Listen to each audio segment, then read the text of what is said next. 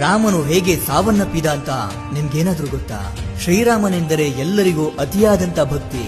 ಆದ್ರೆ ರಾಮನು ಹೇಗೆ ಈ ಲೋಕವನ್ನೇ ಬಿಟ್ಟು ಹೊರಟು ಹೋದ ಅಂತ ಅಷ್ಟಾಗಿ ಯಾರಿಗೂ ಗೊತ್ತಿಲ್ಲ. ಹಾಗೆ ಲಕ್ಷ್ಮಣನು ಹೇಗೆ ಸಾವನ್ನಪ್ಪಿದ, ಹನುಮಂತನ ಕಣ್ತಪ್ಪಿಸಿ ಅವನಿಗೆ ಯಾಮಾರಿಸಿ ರಾಮನು ಏಕೆ ತನ್ನ ಪ್ರಾಣವನ್ನೇ ತ್ಯಾಗ ಮಾಡ್ದ, ರಾಮನನ್ನ ಉಳಿಸಿಕೊಳ್ಳಲು ಹನುಮಂತನ ಪರದಾಟ ಹೇಗಿತ್ತು ಅಂತ ಕೇಳಿದ್ರೆ ನಿಜಕ್ಕೂ ಕಣ್ಣಲ್ಲಿ ನೀರು ಬರುತ್ತೆ. ಈ ರೀತಿ ಶ್ರೀರಾಮನ ಕೊನೆಯ ದಿನಗಳನ್ನ ಇವತ್ತು ನಿಮ್ ಜೊತೆ ಹಂಚ್ಕೊಳ್ತಿದ್ದೇನೆ.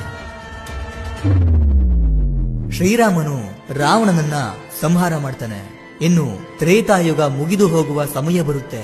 ಶ್ರೀರಾಮನು ಸಾವನ್ನಪ್ಪುವ ಸಮಯ ಕೂಡ ಹತ್ತಿರ ಬಂದಿದ್ರಿಂದ ಬ್ರಹ್ಮದೇವ ಮತ್ತು ಶಿವನು ಇಬ್ಬರು ಯಮನಿಗೆ ನೀನು ಶ್ರೀರಾಮನ ಹತ್ತಿರ ಹೋಗುವ ಸಮಯ ಬಂತು ಅಂತ ಹೇಳ್ತಾರೆ. ಆದ್ರೆ ಯಮಧರ್ಮರಾಜ ಎಷ್ಟೇ ಪ್ರಯತ್ನ ಮಾಡಿದ್ರು ರಾಮನ ಹತ್ತಿರ ಹೋಗುವುದು ಹಾಗಿರ್ಲಿ, ಕನಿಷ್ಠ ಅವನ ರಾಜ್ಯಕ್ಕೂ ಕಾಲಿಡೋಕಾಗ್ಲಿಲ್ಲ. ಯಾಕಂದ್ರೆ ರಾಮನ ಭಕ್ತ ಹನುಮನು ಯಾವಾಗಲೂ ರಾಮನ ಜೊತೆಯಲ್ಲೇ ಇರುತ್ತಾ ರಾಮನಿಗೆ ಅದೇನೇ ಸಮಸ್ಯೆ ಬಂದ್ರು ಮೊದಲು ನನ್ನನ್ನ ದಾಟಿ ಅನಂತರ ರಾಮನ ಹತ್ತಿರ ಹೋಗ್ಬೇಕು ಅಂತ ಯಮನನ್ನ ತಡೆಯುತ್ತಿದ್ದ. ಇದರಿಂದ ಒಂದು ದಿನ ರಾತ್ರಿ ಶಿವನು ರಾಮನ ಕನಸಿನಲ್ಲಿ ಬಂದು, ನಿನ್ನ ಅವತಾರ ಕೊನೆಗೊಳ್ಳುವ ಸಮಯ ಬಂತು ರಾಮ, ಯಮನು ನಿನ್ನ ರಾಜ್ಯದ ಹೊರಗೆ ನಿನಗಾಗಿ ಎದುರು ನೋಡುತ್ತಿದ್ದಾನೆ. ಆದರೆ ನಿನ್ನ ಪ್ರಾಣಕ್ಕೆ ಹನುಮಂತನು ಅಡ್ಡಲಾಗಿ ನಿಂತಿದ್ದಾನೆ ಎಂದನು.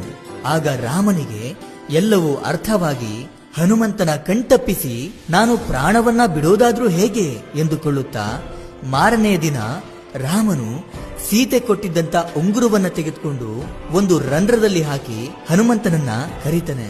ಹನುಮ, ನನ್ನ ಸೀತೆ ಕೊಟ್ಟಿದ್ದ ಉಂಗುರ ಅಕಸ್ಮಾತ್ ಆಗಿ ಈ ರಂಧ್ರದಲ್ಲಿ ಬಿದ್ದು ಹೋಯ್ತು, ದಯಮಾಡಿ ನೀನು ಹೋಗಿ ನನ್ನ ಉಂಗುರವನ್ನ ತೆಗೆದುಕೊಂಡು ಬರ್ತೀಯಾ ಅಂತ ಕೇಳಿದಾಗ, ಪ್ರಭು ಅಷ್ಟೇನಾ, ಇದಕ್ಕೆ ನೀವು ನನ್ನನ್ನ ಇಷ್ಟೆಲ್ಲ ಕೇಳ್ಕೋಬೇಕಾ?